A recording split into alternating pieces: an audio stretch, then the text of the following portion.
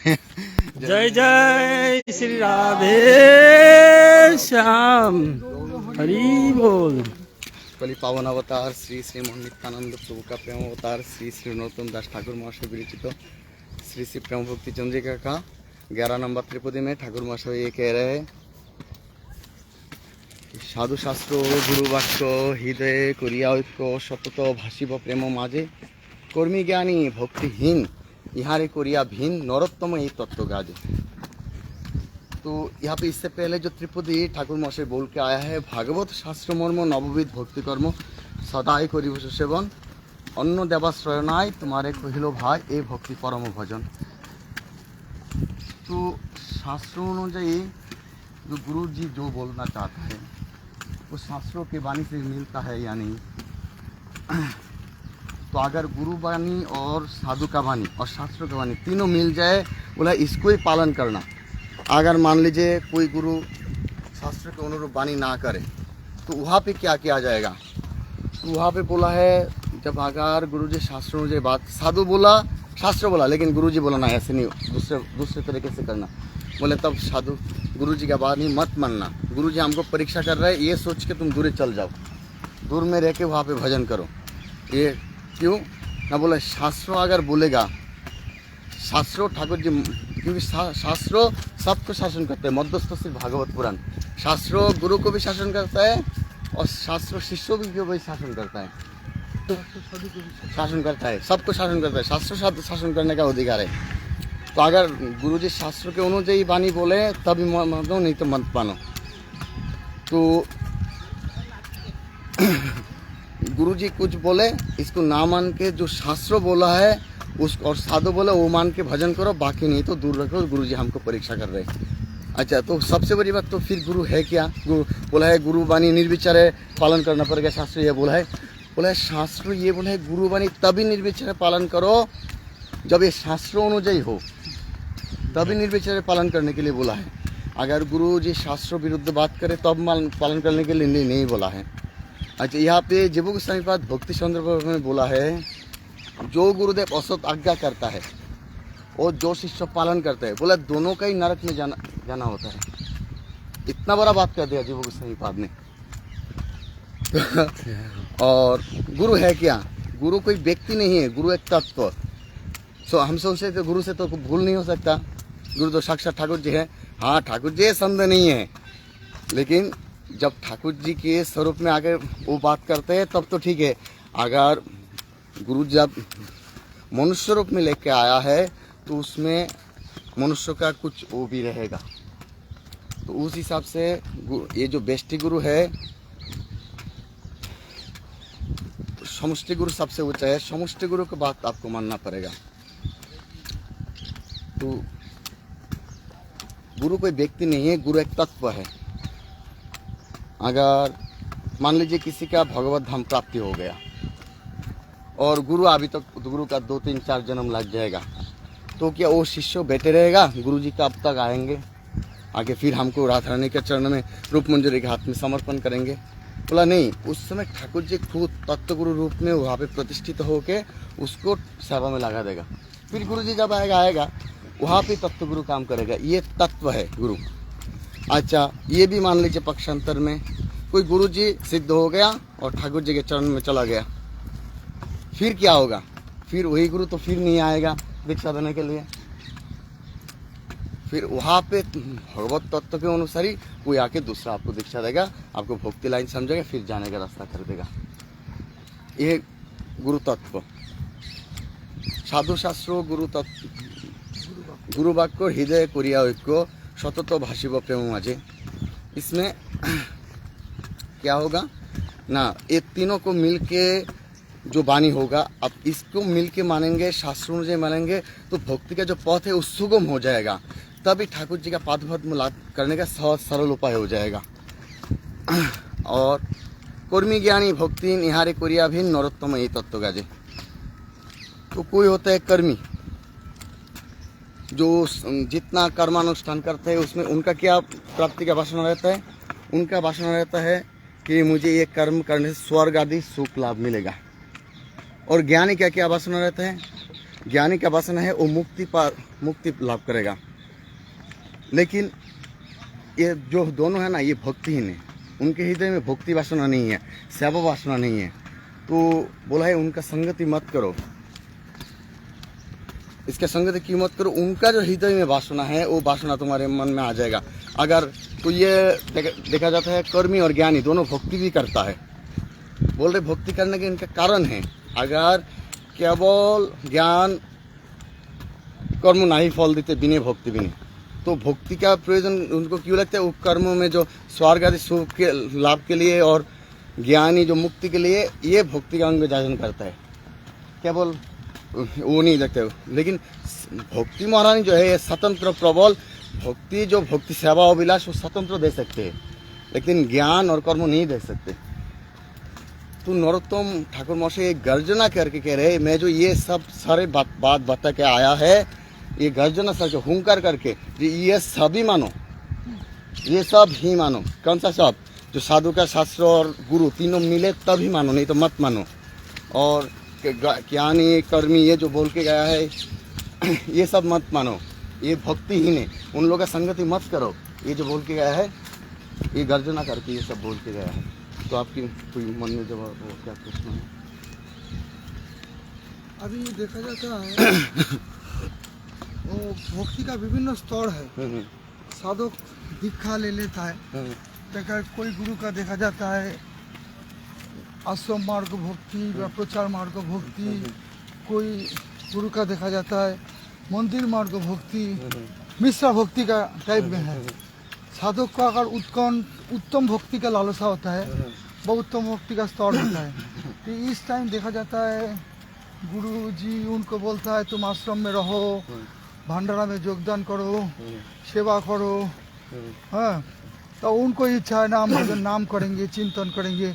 इसमें कि उनका गुरु भक्ति का हानि होता है ना क्या होता है? अच्छा बाबा, देखिए पहली बार अगर इसमें और प्रश्न हो सकता है, कोई साधक धाम निष्ठा करके बात कर सकता है, करने चाहता है, गुरु जी का एक उनका भगवान का प्रचार करने जाता है, विभिन्न धाम में जाता है, तो साधक का अगर इच्छा हुआ जो हम भजन करेंगे धाम निष्ठा करके पड़े रहेंगे, इसमें कि गुरु निष्ठा की हानि होता है? बाबा एक एक करके इसका समाधान है। पहली बात, अगर कोई नया है, वो भक्ति के कोई नया है साधक, भक्ति के बारे में इतना जानते नहीं, तो साधु गुरु वैष्णव के पास पड़ा रहे, आश्रम में सेवा करे, सब करे, वो उसका भक्ति वर्धन ही होगा, कम नहीं होगा। अगर कोई साधु गुरु वैष्णव के पास उनको पता चल गया मुझे धीरे रूप से भजना ही करना है, तो क्या करेगा? ये वो भी एक वर्णाश्रम जैसा ही है, आश्रम में रह के ना भी वर्णाश्रम दे, तो उसको ऊपर जाके भजना करना है। तो गुरुजी जब हमको मंत्र प्रदान करता है, श्री वृंदावनो जुगलो भजनो धनो मुहे करलो उपदेश, गुरुजी ने हमको ये, गुरुजी से संबंध ही आत्मा का है हमारा, ये आत्म कल्याण के लिए गुरु दीक्षा होता है। तो गुरुजी जब हमको ये दीक्षा मंत्र दीक्षा प्रदान किया ये आत्म कल्याण के लिए, तो गुरुजी के चरणारविंद में हम निवेदन करेंगे, गुरुजी आप मुझे आज्ञा दीजिए मैं भजन कर सकूं। अगर गुरुजी आज्ञा ना दे तो गुरुजी को वहाँ से दूर हट के आपका एकांत ही भजन करने का इच्छा है, तो किसी ऐसे संत का सान्निध्य लेके जो मुझे भजन मार्गी मेरा आत्म कल्याण के लिए करेगा, उन संत का अनुगत्य लेके गुरुजी के ऊपर श्रद्धा रख के आप दूर से भजन करना पड़ेगा, श्रद्धा रखना पड़ेगा, गुरुजी के ऊपर रख के आप दूर से भजन करो। ये गुरुजी हमको परीक्षा कर रहा है, मैं मंद बुद्धि हूँ, मेरा इतना ज्ञान नहीं है, गुरुजी मुझे परीक्षा कर रहे हैं, तो आप किसी उसको दूर जाके भजन करना है। पहली बात। और जो बोला है ना गुरुजी कोई ब्रज निष्ठा है, लेकिन उसको ब्रज से गुरुजी चाह रहे ब्रज के बाहर जाने के लिए। हमारा गोविंद कुंड के सिद्ध हुआ के एक जीवनी है बाबा, वहाँ पे एक साधक भजन कर रहा था, तो उनके गुरुजी गुसाई जी है भंगाल के और वृद्ध अवस्था है, तो उन्होंने पत्र लिखा, उस समय तो और कोई विकल्प नहीं था, पत्र लिखा कि मेरा स्वास्थ्य सही नहीं है, तू आ जा और मेरा थोड़ा सेवक नहीं है, सेवक की प्रयोजन है, तो ब्रज छोड़ के जाएगा, उनका ब्रज में निष्ठा है। तो रोने लगा, वो पत्र लेके सिद्ध हुआ के पास आया, तो सिद्ध हुआ ये पत्र पढ़ा और के बोला मैं बोल रहा हूँ तुम ये लिखो। सिद्ध हुआ खुद बोल रहे मैं बोल रहा हूँ तुम ये लिखो कि ऐसे ऐसे ऐसे, ये बाबा ने सिद्ध हुआ ने आदेश दे दिया, वो ब्रज छोड़ के नहीं जाएगा। फिर उन्होंने खुद सिद्ध हुआ, अपनी नाम से पत्र लिख पाया, वो गुसाई जी के पास भेज दिया। तो इसका मतलब ये नहीं सिद्ध हुआ का गुरु जी के ऊपर श्रद्धा नहीं था।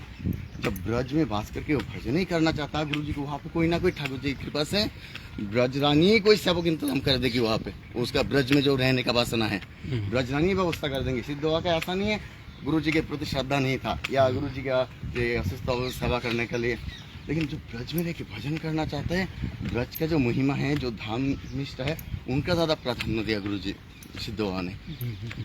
बाबा है मतलब ये है साधक के लिए। और जो महाप्रभु हमारी पार्षद को भेजा था एवं हमारी सिद्ध बाबा लोग गया था, वो लोग तो भगवत आज्ञा भगवत निर्देश से चलता है, तो उन लोग के लिए विचार सब एक ही नहीं होगा। जो साधक साधना कर रहा है कोई मतलब अनर्थ अवस्था में रहता है, तो वो अगर धाम निष्ठा करके वास करने चाहता है, तो फिर धाम में पड़े रहने से गुरु जी भी संतुष्ट हो जाएगा। कारण भक्ति साक्षात भगवान है और भक्ति साक्षात गुरु का ही स्वरूप भक्ति ही होता है, गुरु कोई अलग नहीं है। तो इसलिए भक्ति ठीक ठीक अगर शुद्ध भक्ति साधन करने के लिए किसी को मन होगा, तो गुरु जी ऑटोमेटिक संतुष्ट होना ही पड़ेगा। ऐसी बहुत कुछ उदाहरण भी है।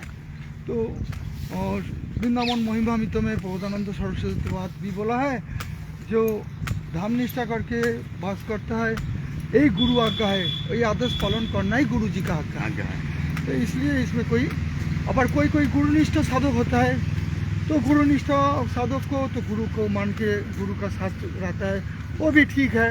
उसका निष्ठा के अनुसार गुरु भक्ति के अनुसार वो भक्ति करेंगे, अपना आधार के अपना अपना आधार के अनुसार सब भक्ति भगवान के पास आगे ही जाएगा। लेकिन अगर कोई धाम निष्ठा करके वास करेंगे, उसमें भी कोई साधु महत का आश्रय लेके ही करना पड़ेगा। जैसे गुरु जी का वाक्य पालन नहीं किया, वो अगर कोई साधु महात्मा का आश्रय भी नहीं लिया, तो फिर और गुरु जी में श्रद्धा भी नहीं रखा है, तब उनको अपराध हो जाएगा। जहाँ गुरु जी तो समर्थवान है, गुरु जी तो धाम की बाहर जाए, कोई भी जगह में जाए, तो भगवान का कृपा से भगवान का आदर्श अनुसार जगत का कल्याण करने के लिए जाता है। लेकिन हम तो और जगत कल्याण करेंगे नहीं, हमारी अभी बहुत अनर्थ है। ऐसी भावना सोच के गुरु जी को ऊंचू दृष्टि से रख के गुरु जी को पाद पद्म हृदय में धारण करके साधु आश्रय करके उनको भजन करना पड़ेगा। आश्रय लइया भजे हरे कृष्ण नहीं ताजे और सब मरे अकारण। और प्रश्न है, देखा जाता है साधक लोग कभी कभी इतना भजन में आग्रही मतलब जानकारी नहीं है, दीक्षा ले लेता है। दीक्षा लेने के बाद तो परंपरा भी ठीक है एवं सब कुछ ठीक है। हमारी संप्रदाय चारों संप्रदाय अंतर्भुक्त है, परंपरा भी है। उनको अगर गुरु जी देखा जाता है उत्तम भक्ति स्टेज में भी नहीं है, तो साधक अगर भजन करेंगे कि सिद्ध हो पाएगा? मैं आपके प्रश्न समझा नहीं ना, मतलब हमारी प्रश्न ही है, कोई साधक देखा जाता है पहले दीक्षा ले लेता है, इतना जानकारी नहीं है, कोई महात्मा को देख के आनंद आया, अच्छा लगा है, भक्ति साधन करता है, तो उनको साधना में वो दीक्षा ले लिया। तो दीक्षा ले लिया, लेकिन गुरु जी को जो भजन आदर्श है वो उत्तम भक्ति की लालसा में नहीं है, देखा ही जाता है देखा में। तो उनको तो इतना फिर बाद में जब साधक को उत्तम भक्ति की लालसा आता है, तो गुरु के प्रति सामयिक दोष दृष्टि भी आता है। तो उस टाइम साधक की भजन करके गुरु को पूरी भगवान रूप से भी नहीं मान पाता है, तो वो साधक क्या करना चाहिए एवं कैसे भगवत प्राप्ति करेंगे? उत्तम प्रमाण क्या है पता है बाबा? पहली बात, जिस साधक का जो स्टेज है उस हिसाब से विचार किया जाएगा। तो पहला जो स्टेज है उनका ठाकुर जी से सब होता है, ठाकुर जी की इच्छा से ही। तो पहले उनको उसी गुरु से दीक्षा लेके उनका जो आधार है उस हिसाब से उनकी कृपा से भजन किया। फिर ठाकुर जी ऐसा बुद्धि देगा, बुद्धि देने के बाद अगर उनका उत्तम भक्ति का लालसा है, ठाकुर जी फिर ऐसे जगह पे उनको भेज देगा, ऐसे संतों के पास कि वो उत्तम भक्ति साधन कर पाए। ये ठाकुर जी की कृपा से होगा। और ये भी अगर सोचेंगे जो मेरा पहला गुरु है वो तो इतना उत्तम भक्ति साधन नहीं कर पा रहा है, ये भावना करने से भी अपराध हो जाएगा, क्योंकि पहला जो कृपा है उनसे ही हुआ, तो उनका कृपा भी मानना पड़ेगा और उनके ऊपर श्रद्धा रख के, जिससे और मान लीजिए कोई प्राइमरी स्कूल का टीचर है, हमको प्राइमरी परीक्षा में पास कराया, तो इसके बाद क्या हुआ, प्राइमरी स्कूल में पढ़ाया, तो प्राइमरी स्कूल में कितना क्लास 5 तक पढ़ाता है, फिर क्या होता है हमको हाई स्कूल में जाना पड़ता है, फिर कॉलेज में जाना पड़ता है। तो प्राइमरी स्कूल 5 के ऊपर आपको नहीं है, तो आपको तो आगे जाना पड़ेगा ना। इसका मतलब ये नहीं आप प्राइमरी स्कूल के टीचर को देखेंगे, उसका सम्मान नहीं करेंगे, उसका अवज्ञा करेंगे, ऐसा नहीं है। लेकिन हमको ऊंचा भी जाना है, वो समझिए। तो जो ऊंचा जो महात्मा है उनके पास देखिए, गुरु जी के ऊपर श्रद्धा रखे, उस महात्मा के अनुगत्य लेके आपको भजन करना है। तो मतलब मेन चीज है भक्ति तो भगवान स्वयं। भक्ति तो भगवान स्वयं। भगवान का भजन करना ही भगवत प्राप्ति की रास्ता बनना है। तो अभी क्या है, पहले देखा जाता है साधक को थोड़ा सा दोष दृष्टि आता है, गुरु जी का इतना आचरण नहीं है, लेकिन साधु संग करके जब भजन करता है, भजन करके चित्त शुद्धि के बाद साधक सर्वभूत में ही भगवान को दर्शन करता है। तो साधक सर्वभूत में भगवत दर्शन करता है, तो गुरु जी को मुख से जब हमारी भगवान का मंत्र आया, तो गुरु जी को भगवान मानेगा ही मानेगा। तो इसलिए ये भक्ति पहले साधक को नहीं आता है। तो साधु संग करके भजन करने के लिए, चरम भजन करने की रास्ता जब मिलता है, भजन करते करते सब उनको सद ज्ञान सद्बुद्धि आता है। तो इसलिए साधक जो कोई पर्याय में रहे, और गुरु दीक्षा 64 भक्ति में फर्स्ट पहला नंबर है गुरु दीक्षा लेना चाहिए, दीक्षाकरण होना चाहिए। तो पहले तो नामाश्रय करना पड़ेगा, नामाश्रय करके साधक विचार करेंगे, विचार करके उनको श्रद्धा के अनुसार, उनको संस्कार के अनुसार, उनको भगवत भक्ति के अनुसार गुरु मिलता है। तो गुरु मिलता है तो बाद में उनको अगर उच्च भक्ति का भगवान का कृपा हुआ तो महत आश्रय लेके, साधु आश्रय लेके भजन करेंगे, तो दोष दृष्टि सब नष्ट हो जाएगा, चित्त शुद्धि होते भजन करते गुरु में भगवत बुद्धि आएगा। तो इसे हमारी जो सिद्ध बाबा लोग भजन किया था, वो लोग बंगाल में सब गोसाई लोग से दीक्षा लिया था। तो गोसाई लोग से दीक्षा लेके वृंदावन में आके साधु संग करके चरम भजन किया था। भजन करने के बाद उन लोग को भगवत प्रेम प्राप्ति हुआ था। और एक सुंदर उदाहरण है, जैसे रघुनाथ दास गोस्वामी जब गृहस्थ में थे, तो उनका गुरु जी कौन है? जदुनंदन आचार्य। तो फिर जब संसार उनका बंधन मुक्त हो गया, निताई का कृपा मिल गया, जब यहाँ पे आ गया, तो गुरु जी जो बोला तुम वहाँ हमारा आश्रम देखो, लेकिन वो नहीं माना, मान के चला आया। अगर उनका प्रति श्रद्धा नहीं रहा होता और उनका गुरु अवज्ञा ही होता, तो स्वयं जो सर्व अवतार का अवतार ये महाप्रभु ग्रहण नहीं करते उनको। तो उनको जाके क्या किया, स्वरूप दामोदर कहते हैं। स्वरूप दामोदर तो उनका गुरु जी नहीं है, उनका गुरु जी जदुनंदन आचार्य। बोला आज है तुम स्वरूप रघुनाथ दास गोस्वामी को भेजा, तुम उनसे सब शिक्षा करो। फिर भी जो महाप्रभु से पूछा, रघुनाथ दास गोस्वामी कभी महाप्रभु के सामने आके बात नहीं किया। बोले रघुनाथ गोविंद से बुलाया, गोविंद बोला प्रभु मुझे घर से चुरा के क्यों लाया? प्रभु से तो पूछो क्यों ले आया प्रभु मुझे? बोला, फिर गोविंद बोल रहे प्रभु ऐसे रघुनाथ ये पूछ रहे। बोला मैं तो उसको स्वरूप के हाथ में समर्पण कर दिया, जो पूछना है स्वरूप से पूछ लेना। अगर फिर भी मेरे वाणी में कुछ श्रद्धा हो तो मैं कुछ बोल देता हूँ। क्या? ग्राम्य बार्ता ना कहिबे, ग्राम्य बार्ता ना शुनिबे, भालो ना खाइबे और भालो ना पड़िबे, अमानी मानद कृष्ण नाम सदा लगे ब्रजे, राधा कृष्ण सेवा मानुषे करिबे। ये कुछ उपदेश रघुनाथ दास गोस्वामी के लिए प्रभु ने दिया है। तो ये अगर वही गुरु के प्रति श्रद्धा ना होता तो स्वरूप के हाथ में समर्पण नहीं करता और प्रभु ये उपदेश नहीं देता। बाबा है। तो मतलब साधु तत्व, गुरु तत्व सब एक ही तत्व है। है। मेन बात है भजन करना, शुद्ध भक्ति की लालसा करना, प्रेम प्राप्ति की लालसा करना। भजन करने से चित्त शुद्धि की होने के बाद सर्वभूत में भी भगवान को देखेगा, और गुरु तो साक्षात आचार्य मांग दी जानिया, वो तो भगवान तभी देख पाएगा, चित्त शुद्धि नहीं होने से कभी नहीं देख पाएगा। इसलिए कोई नहीं जान के दीक्षा ले लेता है, कोई ऐसी अच्छा कोई प्रश्न करता है दीक्षा हरिनाम से दीक्षा पुरुष चर्चा विधि अपेक्षा नहीं रखे। हाँ, हरिनाम पर से आचरण डाले, उधर एक श्लोक है, उसको अनुसार कोई बोलता है हरिनाम से ही प्रेम प्राप्ति हो जाएगा। उसके बारे में आपको क्या मत है? दीक्षा पुरुष चर्चा विधि अपेक्षा ना करे, जीव बाई स्पर्श मात्र आचरण डाले उद्धार है। ये प्रभु ने बोल के गया, चैतन्य चरितमृत नहीं है। लेकिन बाबा ये बात ये है, ये किसके लिए बोला गया है? अगर जिसका गुरु संबंधी कोई ज्ञान ही नहीं, लेकिन उनका भक्तिजात संस्कार है जन्म जन्म का, लेकिन उस संबंध ज्ञान नहीं है, वो अगर ये ना जान के करे उसके लिए है। अगर मैं जाना गुरु तत्व क्या है, गुरु दीक्षा लेने की प्रयोजन, शास्त्रों में सुना, साधु मुक्त सुना और बोला नहीं हरिनाम करने से होगा, तो उसमें पहले बात मुझ में अहम आ जाएगा, मैं किसी का अनुगत तो नहीं लूँगा। और दूसरी बात क्या है, गुरु का अवज्ञा, साधु अवज्ञा रूप एक अपराध लग जाएगा। तो इसलिए और शास्त्र में ये भी बोल गया जो संप्रदाय विहीना जो मंत्र है वो निष्फल होता है। तो 4 संप्रदाय के अंतर से मंत्र लेके आपको दीक्षा लेके भजन करना है। और कबीरदास गोस्वामी पाद ये भी बोल के गया है कि वृंदावने अप्राकृत नवीन मदन काम बीस काम गायत्री जार उपासन, मतलब काम बीस एक काम गायत्री लेना पड़ेगा, ये पहले बोल के गया कबीरदास गोस्वामी पाद। और जो ये काम बीस काम गायत्री है ना, वो साक्षात ठाकुर जी का वंशी ध्वनि है। ये वंशी ध्वनि काम बीस काम गायत्री रूप में यहाँ जगत में आया है। और कहाँ से आया, ब्रह्मा नारद वैष्णदेव पद्म निरभय अक्षभ जयतीर्थ ज्ञानंद राजेंद्र जय धर्म पुरुषोत्तम ब्रह्मण्य वैष्णव लक्ष्मीपति माधवेंद्रपुरी ईश्वरपुरी श्री कृष्ण चैतन्य महाप्रभु, ऐसे जगत हम लोगों के पास गुरु जी की कृपा से यहाँ तक आया।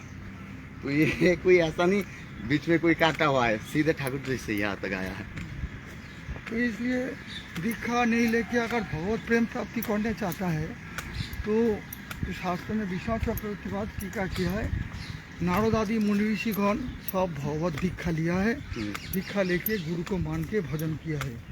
एवं हमारी ठाकुर जी गौर हरि भी दीक्षा लिया है, कृष्ण भगवान भी दीक्षा लिया है, सभी दीक्षा लिया है। तो साधक अगर उत्कृष्ट गुरु नहीं मिले नाम आश्रय करके तो गुरु का आशा लेके पड़े रहना पड़ेगा। गुरु प्राप्ति करेंगे, गुरु करेंगे नहीं, नाम से ही प्रेम प्राप्ति करेंगे, तो ये भावना ठीक ठीक शास्त्र अनुयुक्त नहीं है। कारण गुरुकरण दीक्षाकरण गुरु बुद्धि नारद आदि मुनि ऋषिगण अवज्ञा रूप अपराध लगता है। तो महद अवज्ञा रूप अपराध से मतलब प्रेम प्राप्ति नहीं होगा।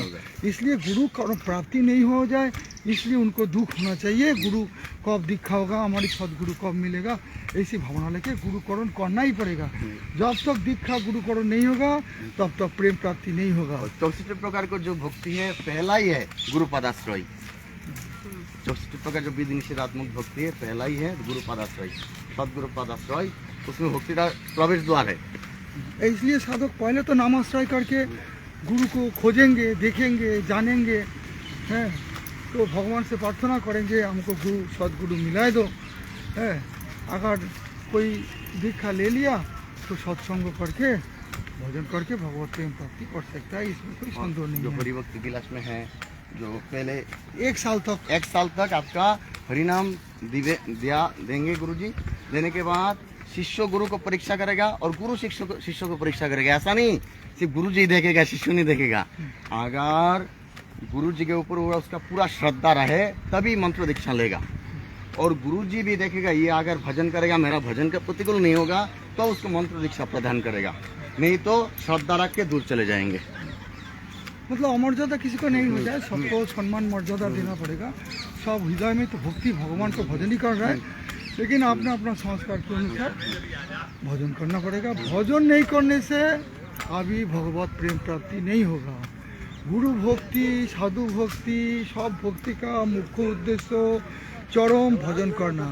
भजन अगर नहीं करेंगे गुरु पाद पद्म से केवला भक्ति, श्री गुरु चरण पद्म केवली भगवती सद्य बंदमयी सावधान मते। तो मतलब गुरु पाद पद्म क्या होता है, केवल ही भगवती सत्य, मतलब हरे नाम ही वो केवलम और भगवान का चिंतन। जो ऐसी गुरु से केवल भक्ति लेके गुरु चरण में उत्तमा, गुरु चरण में रोती रहेगा, यही है उत्तमा भक्ति का गुरु।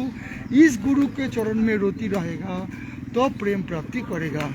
अगर उत्तमा भक्ति नहीं हुआ तो इस जगत से प्रेम प्राप्ति कर नहीं पाएगा। तो इसलिए श्री गुरु चरण में केवला भक्ति, हमारे विश्वनाथ चक्रवर्ती का टीका अनुसार केवल भक्ति जो लेंगे, इसलिए सावधान कर दिया। वो बोलते हैं केवल भक्ति क्या है, बोले अन्ना विलासिता शून्यम ज्ञान कर्म अनावृतम अनुकूलन कृष्ण अनुशीलन भक्ति उत्तमा। और उत्तमा भक्ति मतलब क्या है, जो परापेक्षा शून्य भक्ति है, जो विषय एवं अर्थ एवं जन द्वारा नहीं होता है, वो उसको बोला जाता है शुद्ध भक्ति। तो शुद्ध भक्ति करके भगवान का प्रेम प्राप्ति करना पड़ेगा।